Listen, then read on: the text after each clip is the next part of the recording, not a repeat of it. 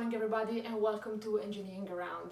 I'm Beatrice Castellani and today I'm gonna talk about the concept of value in lean thinking.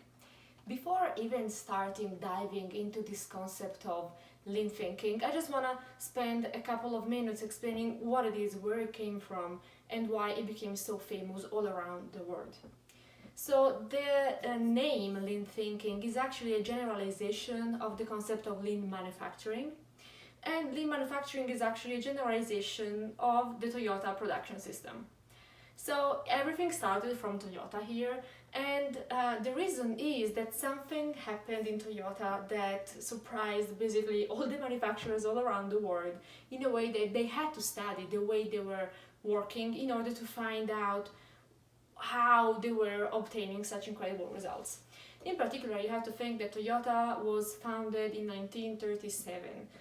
So we're talking about just few years before the explosion of the war, the Second World War, and it ended actually very bad for them, the Second World War, right? Because Japan lost the war, and it just didn't lose it, but it lost it with 2 atomic bombs on the head.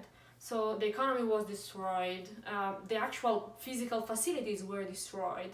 But what's incredible is that even though the market was a lot smaller and a lot poorer, and even though Toyota didn't have the money to copy the mass production systems that Ford was already having in the United States and in Europe, in the following years, in particular from the end of the war, so from the 45 up to the 80s, in those years, the growth that Toyota had has been incredible.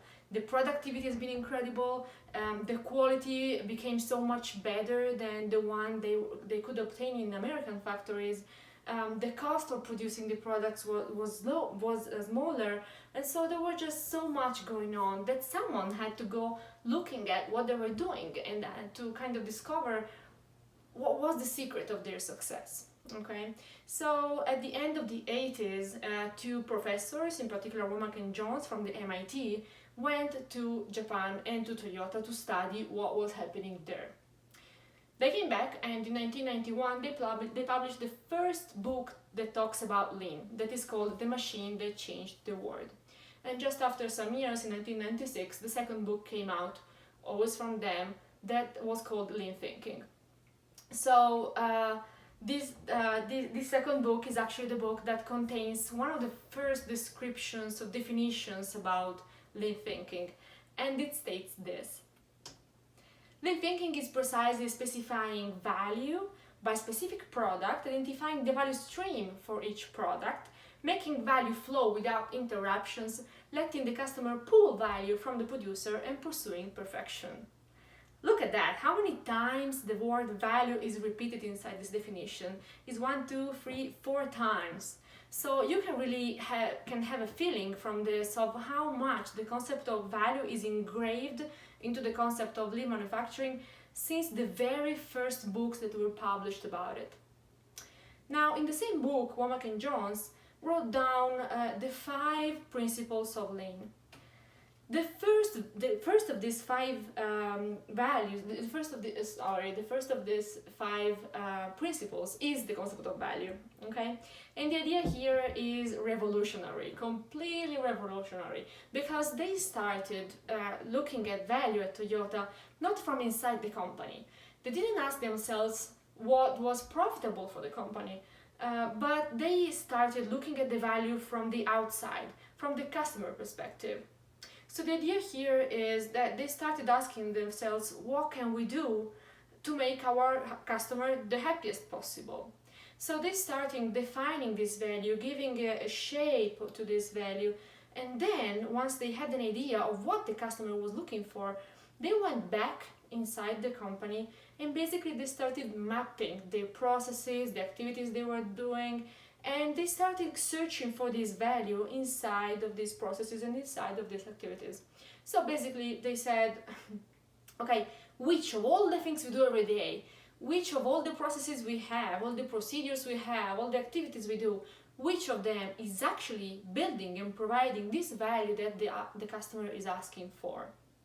So they identified those activities, and then the third step to this is making this value flow. So the third, and don't get me wrong, this is not the way they did it. I mean, this is not like a step-by-step guide to lean manufacturing, but the concept is here, right? The sequence of thinking is this one. So now that you know which are the activities that build this value, you try to make them flow as smooth as possible. You want to provide this value the quickest possible to your customer in the most direct possible way. How do you do that? Well, to do that, you need to remove all those things that are slowing down this value in his flowing to the customer. And all these things slowing it down are called waste. So we have the 8 wastes of lean. They come exactly from this idea. They are complementary to the concept of value. So now that you made your value flow, what's next? Well, the next is the concept of pull.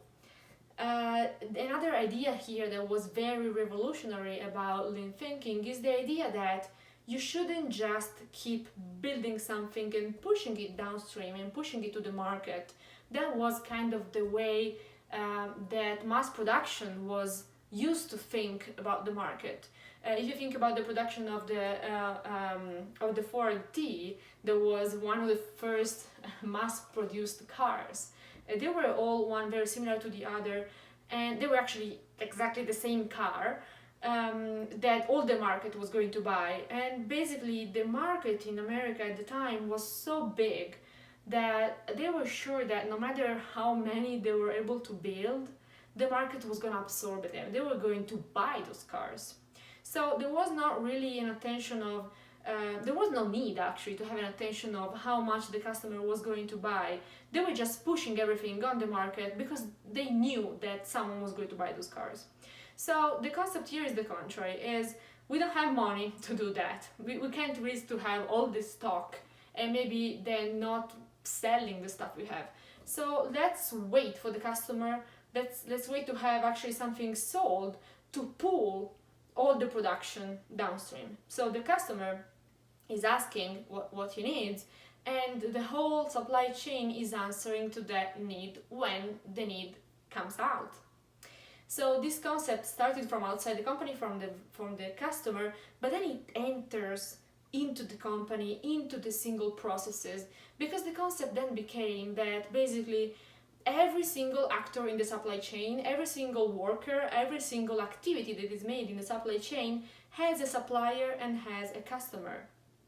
So basically this concept of pulling the value became that everyone should serve the customer only when the customer is actually asking to be served. And from here we have the Kanban systems that are a way of making the production be pulled from downstream.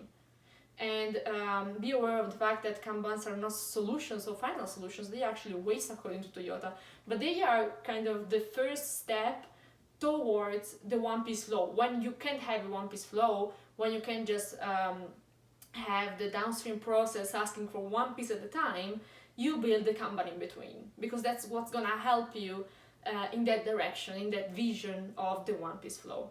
So once you have this idea of pulling together, the last concept is the concept of perfection. This is such an incredible and amazing topic. I could talk, all day long about the concept of perfection, the concept of Kaizen. But the idea here is that the rules and the definition themselves of, for example, value and not value in lean are very rigid. They really are. They say that basically most of what we do during our day is waste. So it is a very rigid definition, but it is because of this idea of perfection that is something that we're not gonna reach, and that's okay. It's made to make us thrive every day, right? It's made to not let us taking anything for granted, but keep continuously improving what we do every single day. The concept of Kaizen, it's a concept of changing for the good. So Zen means good. So Kaizen means keep moving towards this perfection. Okay. And actually, Mike Rotter, that is another author, a more recent one that talks about lean, wrote down this definition of lean, that lean is the permanent struggle to flow value to one customer. I think this definition is really beautiful. And it is beautiful because it embeds this idea of perfection, of this in with this permanent struggle that I think describes very, very well the whole concept of Kaizen, the whole concept of never stop improving, never stop finding something more that we can do. Embedded in this permanent struggle idea, there is the idea of problems as opportunities. So something very different from Japan and from Toyota to our definition of problems in the Western countries is exactly this. So the fact that according to their definition, a problem is a good thing. If you see a problem, it means that you see the next step.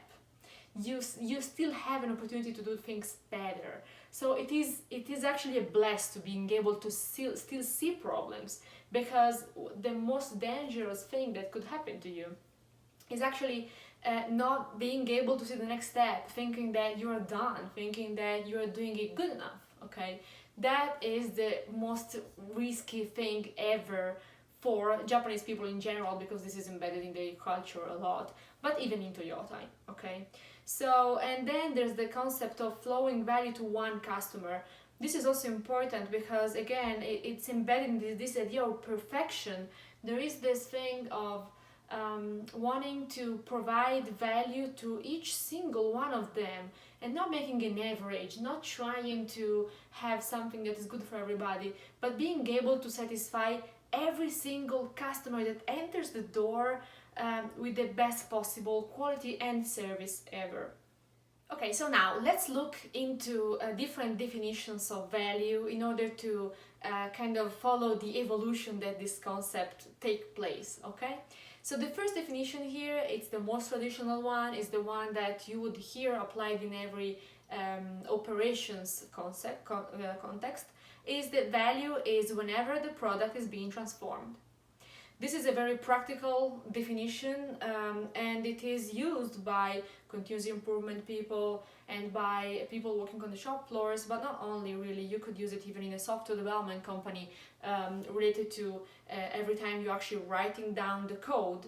And it says that if you are touching physically the product with your hands, if you are working on it with a machine, or if you are adding parts to it, for example, writing down a code in this case, if you are changing a procedure, if you are changing that thing that contains the value, then you're adding value to the product. This is definition number one. This definition is really a lot tied with the operations again, and but it misses something, okay? And the reason it misses something is that again, the value is defined by the customer. So if what you've always done, if the product you're producing has always been that one, and you're not asking yourself if that is what the customer is searching for, is still searching for, then you may just get that wrong, even though you're actually looking at it that way. So definition number two is actually saying value is everything the customer is willing to pay for. Wait a minute, now you need someone else from the company, right? You need to pull in some other functions in here, because you know it's not the worker that is able to tell you what the customer is willing to pay for, right? The worker can actually distinguish when he is adding value to the product according to his definition of the product, but he doesn't know necessarily what the customer is asking for. So now you need to pull in here marketing, you need to pull here the strategic heads in general of the company, you need to pull in here sales, you need to pull in here all those functions that are actually talking with the customer, and that can have a better understanding of what the customer is looking for.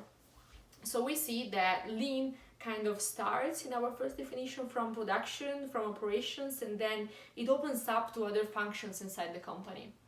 Now definition number three is even broader, okay, because it says value is what the customer needs. This is even outside our company. This is far beyond anything that we can do inside our company, right? So this actually leads us to a very different definition of value that can even go beyond our own company, our own piece of the supply chain, and it starts looking at the whole thing from a solution point of view. So which kind of problem are we actually trying to solve for the customer? What is the customer looking for really? And sometimes even the customer is not able to answer to this question, okay? A good example is a car. Okay, we're talking about Toyota, so let's use the example of a car. If you are buying a car, probably you know, Toyota could say, well, the need of the customer is having a car with this description, with these characteristics and so whatever, right? But is this true? Is that actually the solution the customer is searching for, or it's the closest thing he could find in the real world, and so that's what he chose to use? Because maybe it's possible that the customer is not actually looking for a car to park in his garage and to own. Maybe his problem is that he needs to move from point A to point B without any restriction of time, without any schedule to follow, for example, of trains or buses, and he wants to be completely free to choose point A and point B without any limitation, right? So maybe this transportation problem with comfort and whatever you want to add to this is what the customer actually needs. It's not the car, right? So I'm just trying to open up your mind a little bit here about the concept of value. So it's because of this that we are seeing now new definitions of value. And I love this idea here that the perfect product is the product that disappears and leaves pure functionality. So a product is not something that has a huge weight, for example, or that takes a lot of space in the house. It's not something that I need to download, something I need to install. The perfect product just solves my problem without all the hassles, okay? It's just the solution. I just want my solution. I don't want to do all the stuff around it, okay? I think this is an enlightening definition of value for the customer. So this is why we're actually seeing some trends going on about servitization. So this idea of stopping providing a product, but starting providing a solution. Let's think about when we need to renew the house, for example. There are so many things we need to take care of, and there is not just buying the new furniture or the new bathtub or whatever I need to buy, but I also have a problem of installation. I have the problem of taking the products upstairs that weigh a lot, you know. I have a lot of different pieces of the problem here that I need to solve one by one as a customer. So the servitization trend is saying basically, okay, I'm not gonna just sell you the new bathtub, I'm gonna sell you the product, but also the service of the installation and every single professionality you will need to do that.